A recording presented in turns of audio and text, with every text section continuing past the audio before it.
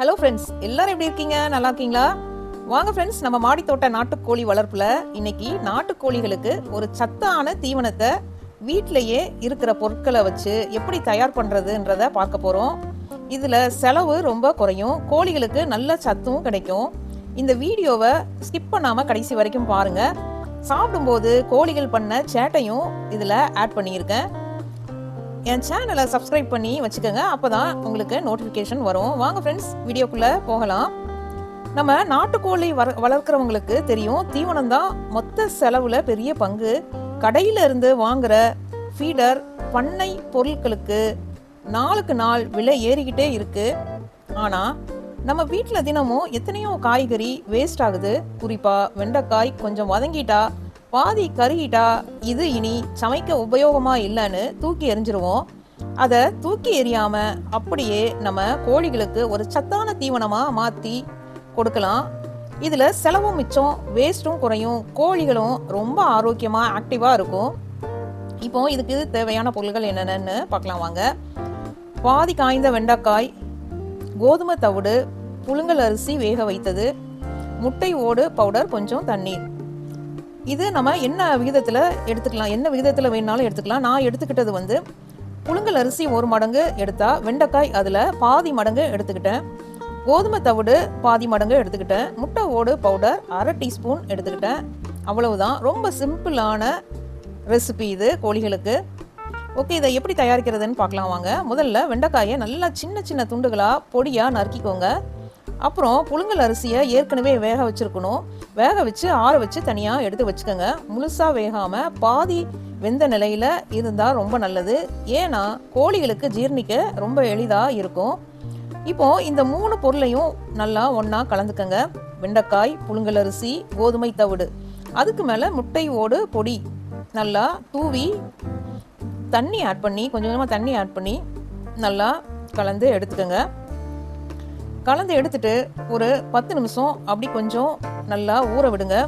ஊறினதுக்கப்புறம் நம்ம கோழிகளுக்கு கொடுக்க வேண்டியது தான். இப்போது வெண்டைக்காயில் என்ன சத்து இருக்குன்னு பார்க்கலாம் வாங்க. வெண்டைக்காயில் ஃபைபர் அதிகமாக இருக்குது. இது கோழிகளோட ஜீரண மண்டலத்துக்கு ரொம்ப நல்லது. இது கோழிகளுக்கு நோய் எதிர்ப்பு சக்தியை கூட்டுது. உடலுக்கும் லூப்ரிகன்ட் மாதிரி வேலை செய்யும். கொஞ்சம் புரோட்டீனும் கால்சியம், மெக்னீசியம் மாதிரியான பொருள்களும் இதில் இருக்குது.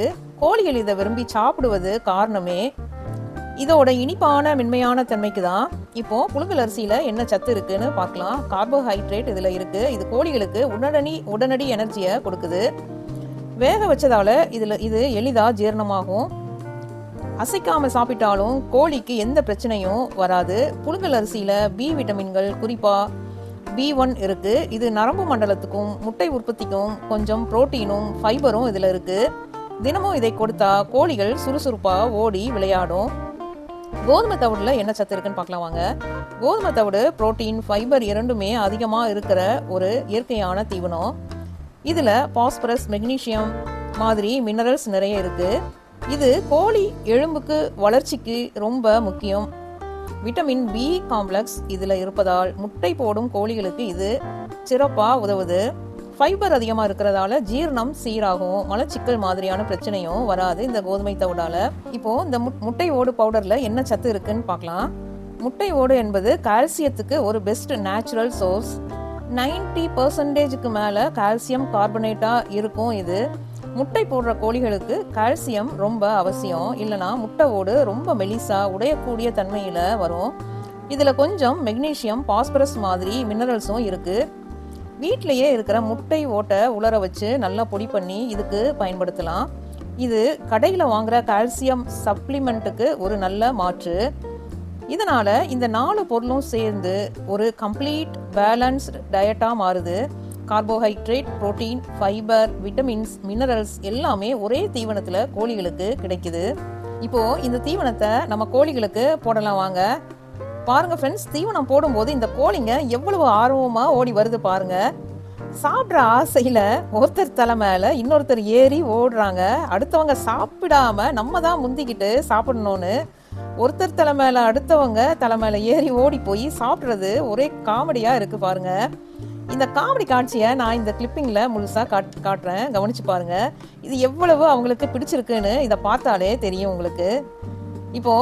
இப்படி வீட்டில் வேஸ்ட் ஆகிற வெண்டைக்காயை உபயோகிச்சா மாதம் ஒரு நல்ல அளவு தீவன செலவு மிச்சமாகும். கடையில் ரெடிமேட் ஃபீடு வாங்குறதுக்கு பதிலாக வீட்டில் இருக்கிற பொருளையே சரியாக யூஸ் பண்ணால் கெமிக்கல் இல்லாமல் நேச்சுரலாக ஆர்கானிக்காக கோழிகளுக்கு தீவனம் கொடுக்க முடியும். இது கோழியோட ஆரோக்கியத்துக்கும் நல்லது, முட்டையோட தரத்துக்கும் நல்லது. நண்பர்களே, இந்த காமெடி கிளிப்பிங்கை நான் ஆட் பண்ணுறேன், பார்த்து என்ஜாய் பண்ணுங்கள். கடைசியில் இது போல் வீணாக போகிற காய்கறி பொருட்களை தூக்கி எறியாமல் சரியாக தேர்ந்தெடுத்து கோழிகளுக்கு தீவனமாக கொடுக்கலாம். இது ரொம்ப சிம்பிளான, செலவு குறைந்த ஆனால் சத்தான ஒரு முறை. இப்படி நீங்களும் உங்கள் வீட்டில் எந்த காய்கறி வேஸ்ட் ஆகுதோ அதை இதே மாதிரி யூஸ் பண்ணி பாருங்கள். நெக்ஸ்ட் வீடியோவில் இன்னொரு புது ரெசிபியோட வர்றேன். இந்த வீடியோ உங்களுக்கு பயன்பட்டால் லைக் போடுங்க, சப்ஸ்கிரைப் பண்ணுங்கள், கமெண்ட்டில் உங்கள் ஏரியா, உங்கள் கோழி வளர்ப்பு அனுபவத்தை பகிருங்க ஃப்ரெண்ட்ஸ். அடுத்த வீடியோவில் சந்திக்கலாம். Happy gardening, happy chicken farming. Have a nice day.